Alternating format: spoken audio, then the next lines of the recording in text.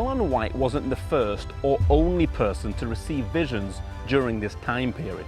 Two men also received the gift of prophecy, but each one would have vastly different experiences and outcomes in their lives and ministry.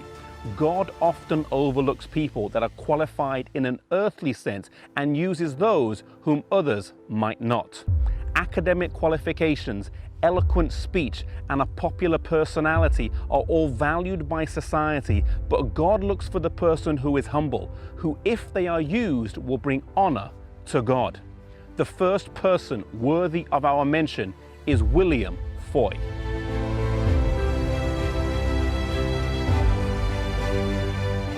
William Foy, an African American, was known as an exceptional speaker and was in his early 20s in 1842 when he received several dramatic visions. The first was on January the 18th, and it lasted for 2.5 hours and happened in a church in Southwark Street here in Boston.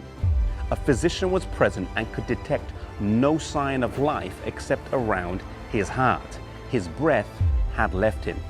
He had a second vision on February the 4th that lasted for 13.5 hours and was instructed to share this vision with others.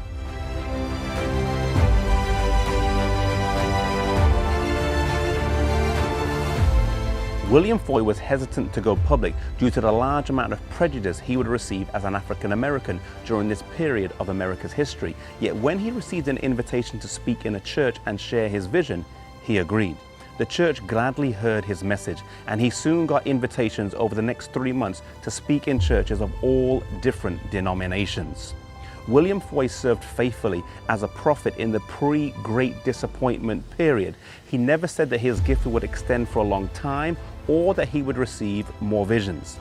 The evidence seems to suggest that he'd received a specific message for a specific time and that he faithfully fulfilled this task.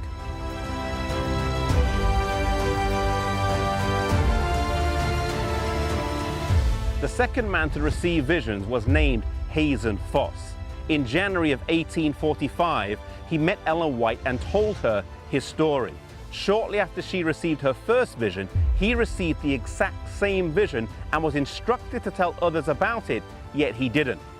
Still upset after the Great Disappointment of 1844 and possibly not wanting to open himself to ridicule, he refused.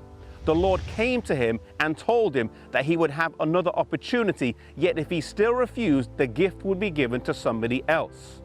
Even with such a warning, he manifested a recalcitrant and rebellious attitude and did not share, and a strange feeling came over him, and he heard a voice say, "You have grieved away the Spirit of God."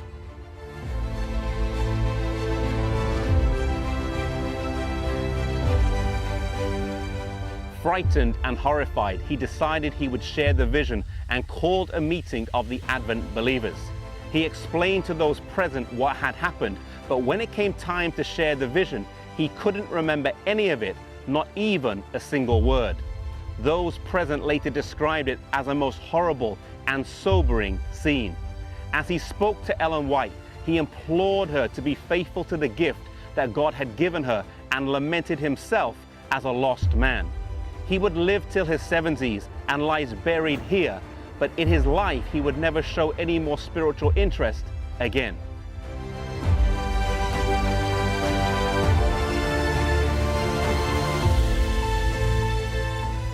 Here in East Sullivan in northern Maine, we have the grave of William Foy.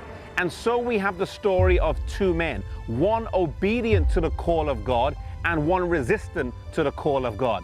The best time to follow God, the best time to follow His plan for our lives is always the earliest time.